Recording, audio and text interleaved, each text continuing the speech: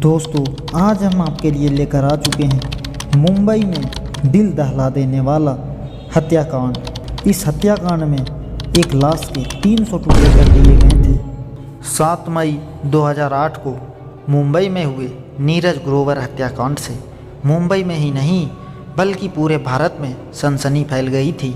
एक production house में काम करने वाले नीरज की हत्या करके उसके शव को बड़ी ही बेदर्दी से 300 टुकड़ों में काट दिया गया था।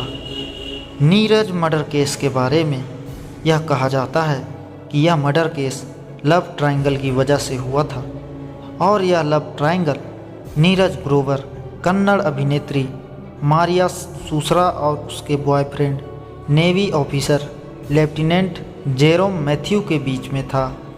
लेकिन अब यह सवाल था कि आखिर नीरज की हत्या किसने की थी और फिर उसकी लाश को 300 टुकड़ों में क्यों काट दिया गया था।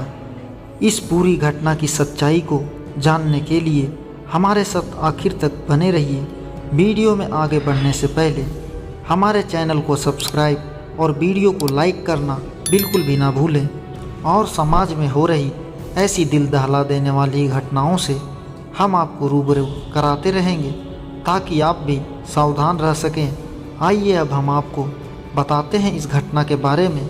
दरअसल मारिया केरल के कोची की रहने वाली थी। बचपन से ही उसे सिंगिंग और डांसिंग का शौक़ था और मारिया ने कुछ छोटी मोटी साउथ इंडियन फिल्मों में अभिनय भी किया और फिर कोची में ही मारिया को एक नेवी ऑफिसर जेरोम मैथ्यू से प्यार हो गया था। जेरोम मैथ्यू और मारिया बचपन के दोस्त थे। उन दोनों ने स्कूल और कॉलेज की पढ़ाई एक साथ ही की थी। जेरोम और मारिया ने यह भी तय कर लिया था कि वह जल्द ही शादी भी कर लेंगे। मारिया अभिनय के क्षेत्र में कुछ बड़ा करना चाहती थी, वह नाम कमाना चाहती थी। इसीलिए उसने सोचा कि उसे हिंदी टीवी सीरियल्स और बॉलीवुड फिल्मों में अपनी किस्मत को आजमाना चाहिए, जहां पर वह ज़्यादा नाम, शोहरत और पैसा भी कमा सकती है। इसीलिए वह कोची को छोड़कर सन 2007 में मुंबई चली आई। मुंबई पहुंचने के बाद अब मारिया के सामने बहुत सारी चुनौतियां थीं और जिनमें से सबसे बड़ी चुनौती उसके लिए यह थी कि उसे ठीक से हिंदी भाषा बोलना नहीं आता था। और यह तो जाहिर सी बात है कि हिंदी टेलीविज़न और हिंदी सिनेमा में काम करने के लिए साफ हिंदी बोलनी आनी चाहिए, लेकिन मारिया की हिंदी इतनी अच्छी नहीं थी।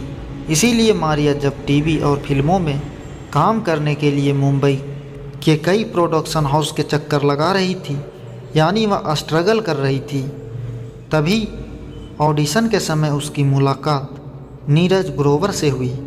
यह मारिया और नीरज की पहली मुलाकात थी। नीरज ग्रोवर कानपुर के एक सामान्य परिवार से आते थे और लगभग 25 साल के युवा नीरज ग्रोवर से उनके परिवार वालों को बड़ी आशा थी। नीरज के पिता अमरनाथ ग्रोवर एक छोटे व्यापारी थे। हालांकि ग्रोवर परिवार को पूरी आशा थी कि एक दिन उनका बेटा उनके परिवार का नाम रोशन जरूर करेगा, और वह कर भी रहा था। यानी जब साल 2008 में स्टार प्लस पर शाहरुख खान का एक शो आया करता था, उस शो का नाम था क्या आप 5वीं पास से तेज हैं, और नीरज ग्रोवर इस बड़े शो के प्रोडक्शन टीम के हिस्सा थे। एक दिन नीरज ग्रोवर किसी सीरियल का ऑडिशन ले रहे थे, तभी ऑडिशन के लिए मारिया सुसरा भी वहां पहुंची। नीरज ने मारिया से टेस्ट के लिए हिंदी में कुछ सवाल पूछे, जिसका मारिया ठीक ढंग से जवाब नहीं दे पाई क्योंकि उसकी हिंदी ज़्यादा अच्छी नहीं थी। नीरज ने मारिया से कहा कि हमें हिंदी बोलने वाले लोगों की ज़रूरत है क्योंकि यह सीरियल हिंदी में है और अगर कुछ भी आपके लायक होगा तो हम आपको ज़रूर देंगे। इतना कहकर नीरज वहाँ से चला गया। इसके बाद मारिया ने नीरज के ऑफिस के ही किसी व्यक्ति से नीरज का नंबर ले लिया और फिर कुछ दिनों के बाद मारिया ने नीरज को फिर से कॉल किया और ऑफिस में हुई अपनी मुलाकात के बारे में उसे याद दिलाया। तो नीरज ने मारिया को पहचान लिया। फिर इन दोनों में कुछ बातें हुई और इस फ़ोन कॉल के बाद धीरे धीरे मारिया और नीरज के बीच फ़ोन पर बातचीत का सिलसिला बढ़ने लगा। फिर दोनों की बातचीत मुलाकातों में बदल गई यहाँ तक कि कुछ दिनों के लिए मारिया नीरज के अपार्टमेंट में भी रही। मारिया ने अपने कोची के बॉयफ्रेंड जेरोम मैथ्यू को नीरज ग्रोवर के बारे में बताया। मारिया ने उसे बताया कि नीरज मुंबई में उसे काम दिलाने में मदद कर रहा है और उसने जेरोम से यह भी बताया कि नीरज का उस पर क्रश है, लेकिन मेरी तरफ से ऐसा कुछ भी नहीं है, क्योंकि जेरोम मैथ्यू शक्की किस्म का इंसान था। उसे मारिया और नीरज की दोस्ती वाले रिश्ते पर बिल्कुल भी भरोसा नहीं था। उसे लगता था कि उसकी गर्लफ्रेंड मारिया उसे धोखा दे रही है। जेरोम को नीरज और मारिया की दोस्ती बिल्कुल भी पसंद नहीं थी, लेकिन वह मारिया से कुछ कह नहीं पाता था। और फिर साल 2008 में 6 मई को मारिया ने मुंबई के मलाड इलाके में एक नया फ्लैट ले लिया। मारिया ने शिफ्टिंग के लिए नीरज से मदद मांगी तो नीरज भी उसकी मदद के लिए तैयार हो गया। वह रात 10 बजे के करीब मलाड में मारिया के फ्लैट पर पहुंचा और उसका सामान रखवाने में उसकी मदद करने लगा। और ठीक उसी समय मारिया के मोबाइल पर उसके बॉयफ्रेंड जेरोम मैथ्यू का कोची से कॉल आ गया। वह जेरोम से बात करने लगी। उसने जेरोम को बताया कि वह मलाड वाले फ्लैट में शिफ्ट हो गई है।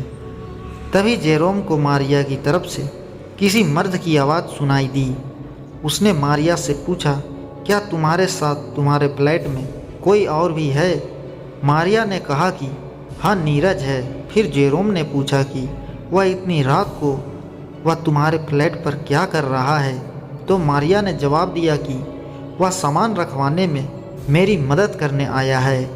जेरोम ने मारिया से कहा कि नीरज को अपने रूम पर मत रुकने देना, उसे यहाँ से वापस भेज देना। जेरोम मैथ्यू उस रात मारिया के रूम पर नीरज के होने से बेचैन हो गया था। उसने रात 11:30 बजे आसपास दोबारा फिर से मारिया को कॉल किया, क्योंकि वह कंफर्म करना चाहता था कि नीरज मारिया के फ्लैट से चला गया है या नहीं। लेकिन मारिया ने अपने बॉयफ्रेंड जेरोम को कुछ भी जवाब देने के बजाय अपना फ़ोन ही बंद कर दिया। और मारिया की इस हरकत से जेरोम गुस्से से पागल हो गया। जेरोम ने उसी समय यह तय कर लिया था कि वह मुंबई मारिया के फ्लैट पर जाएगा। मारिया जब मलाड में शिफ्ट होने वाली थी तो उसने अपने फ्लैट का एड्रेस जेरोम को बता दिया था।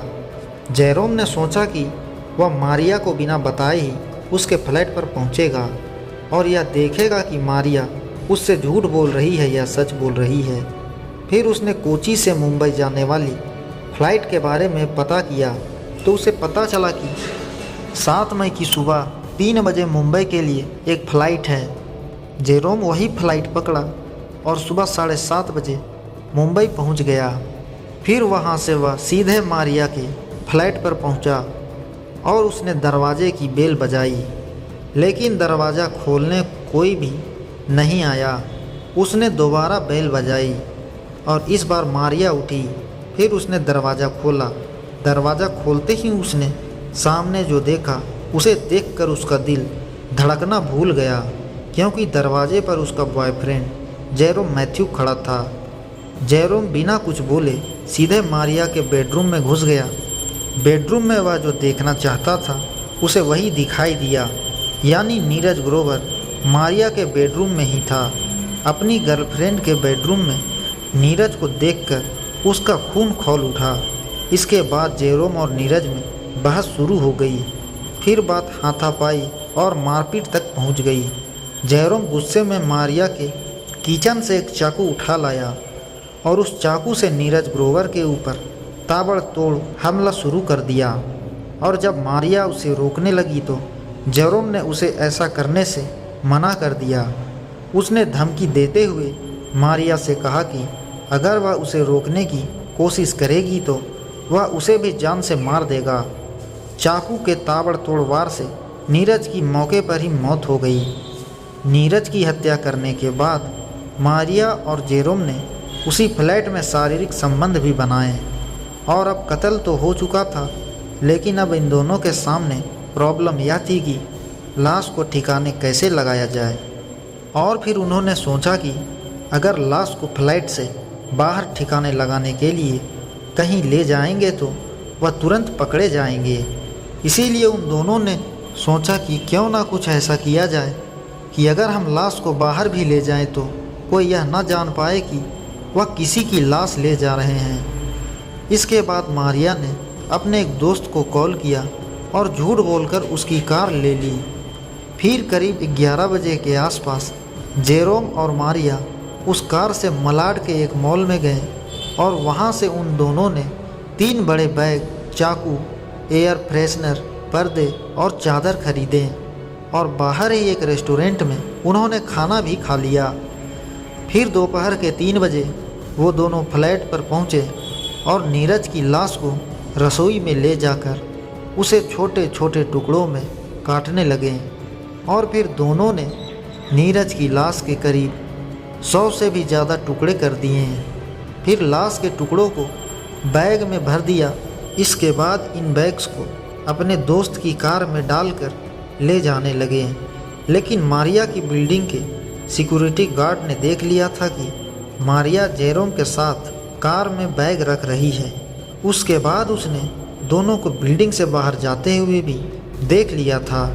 रास्ते में मारिया और जेरोम ने बोतल में पेट्रोल खरीदा और करीब 7 बजे वो दोनों पालघर जिले के मनोहर की तरफ निकल गए। मारिया और जेरोम ने मनोहर के जंगल के पास अपनी कार रोक ली। फिर इन दोनों ने लाश के टुकड़ों से भरे बैग को कार से निकाला और उन पर पेट्रोल छिड़क कर आग लगा दी।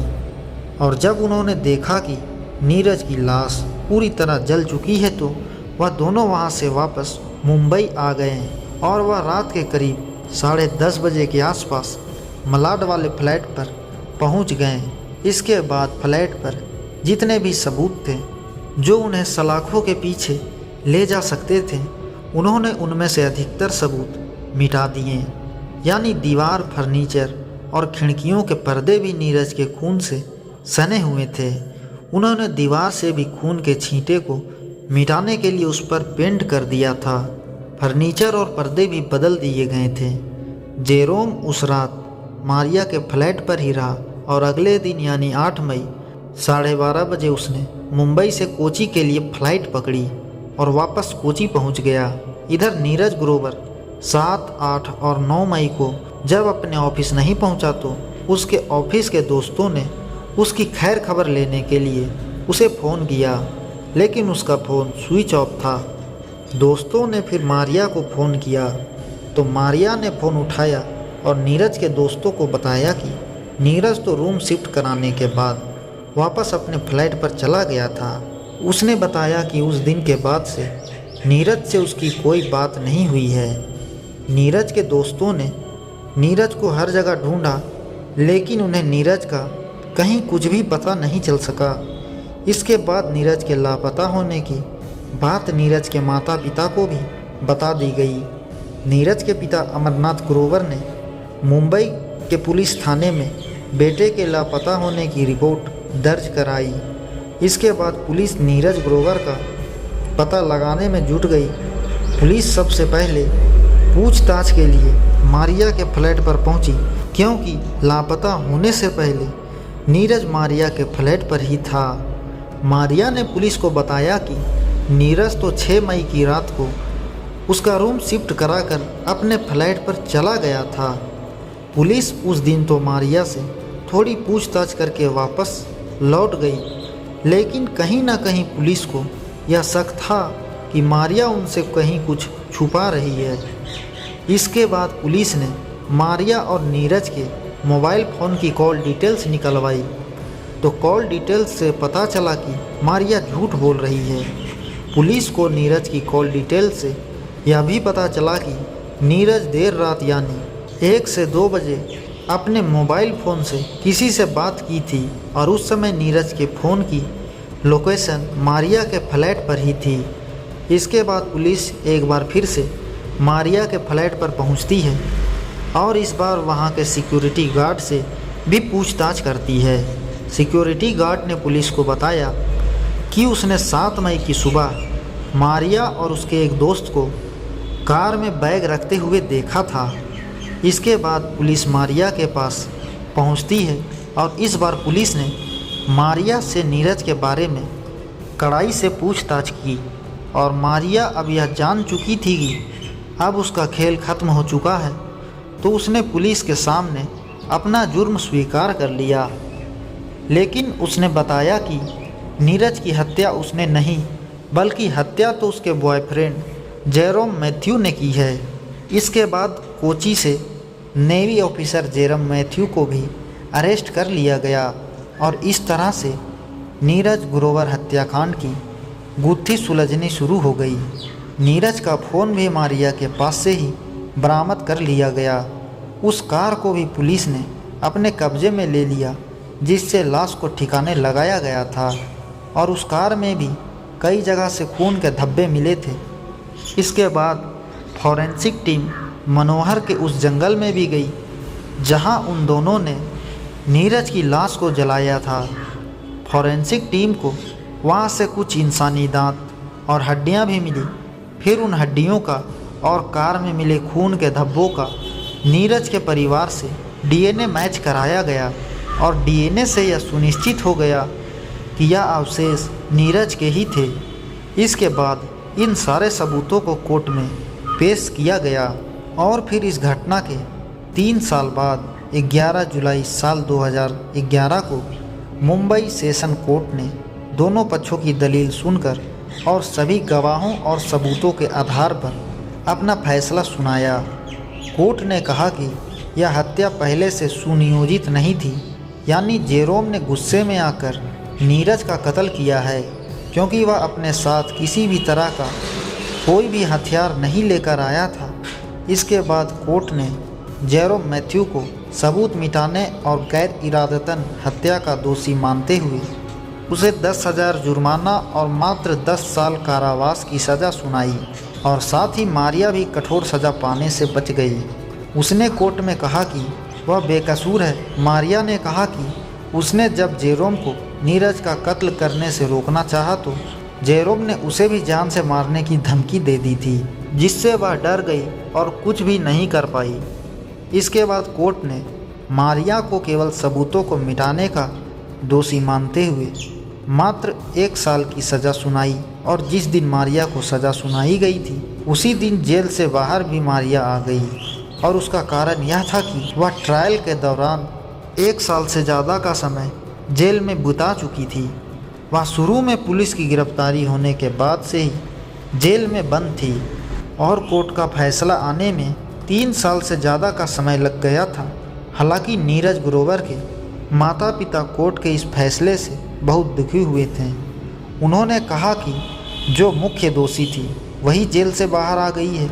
नीरज के पिता अमरनाथ ग्रोवर ने कहा कि नीरज की हत्या से पहले प्लान की गई थी। उन्होंने कहा कि मारिया ने उनके बेटे नीरज से बदला लिया था, क्योंकि नीरज ने मारिया को काम नहीं दिलाया था। नीरज के दोस्तों ने भी ये कहा था कि मारिया ने नीरज का फ़ायदा उठाया था। नीरज के माता पिता ने कोर्ट के इस फैसले पर कहा था कि हम इतने सक्षम नहीं हैं कि कोर्ट के इस फैसले को हाई कोर्ट और सुप्रीम कोर्ट में चुनौती दे सकें, और इसके बाद इस फैसले के खिलाफ किसी भी अदालत में किसी ने भी कोई चैलेंज नहीं किया। और साल 2018 में जेरोम मैथ्यू जेल से बाहर आ गया, और कोर्ट के इस फैसले के तुरंत बाद डायरेक्टर राम गोपाल वर्मा ने इस हत्याकांड पर एक फिल्म बनाई, और फिर 19 अगस्त साल 2011 को यह फिल्म सिनेमा घरों में रिलीज हुई, और इस फिल्म का नाम था not a love story. Ram Gopal Verma ने कहा था कि मारिया सूसरा को यह फिल्म एक बार ज़रूर देखनी चाहिए, और इस तरह केरल की एक लड़की जो मुंबई में हिंदी फिल्मों में काम करने गई थी, उसने कभी यह सोचा भी नहीं होगा कि आने वाले समय में उसी पर फिल्म बन जाएगी। दोस्तों, इस घटना को सुनाने का उद्देश्य किसी का दिल दुखाना नहीं है, किसी को परेशान करना नहीं है, बल्कि आपको जागरूक करना है, आपको सचेत करना है। दोस्तों, इस पूरी घटना के बारे में आपकी क्या राय है, कमेंट बॉक्स में ज़रूर बताएं, और अगर हमारी मेहनत पसंद आई हो तो इस वीडियो को लाइक करते हुए शेयर भी ज़रूर करें। अगर आपने अब तक चैनल को सब्सक्राइब नहीं किया है तो हमारे चैनल को सब्सक्राइब कर लीजिए। आप सभी का धन्यवाद।